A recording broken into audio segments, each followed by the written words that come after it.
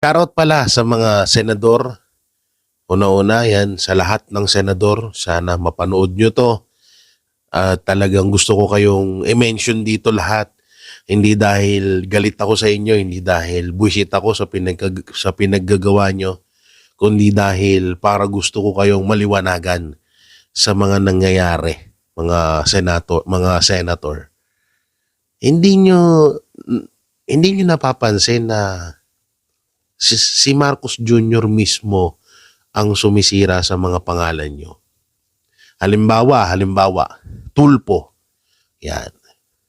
Kilala natin ang Tulpo Brothers na isa sa mga talagang takbuhan ng ordinaryong Pilipino. Simula pa nung nakilala natin sila hanggang sa naging senador na si Senator Rapi Tulfo. Although may mga ginagawa si Senator Rapi Tulfo na hindi gusto ng iba, so ganun talaga, hindi talaga natin mapiplease yung mga tao. No? Meron talagang masasabi sa'yo. Pero ngayon, na naging senator na si Erwin Tulfo at magkasama na silang dalawang magkapatid na etong si Rapi Tulfo at Erwin Tulfo sa Senado, naging iba na. Talagang masasabi mong naging wala talaga na silang kwenta. Ang tanong dito, bakit nyo hinayaan sinisira kayo ni Bongbong Marcos? Kagaya na lang yan, Joel Villanueva. Alam natin, hindi rin talaga natin na iniisip na babaliktad si Senator Joel Villanueva.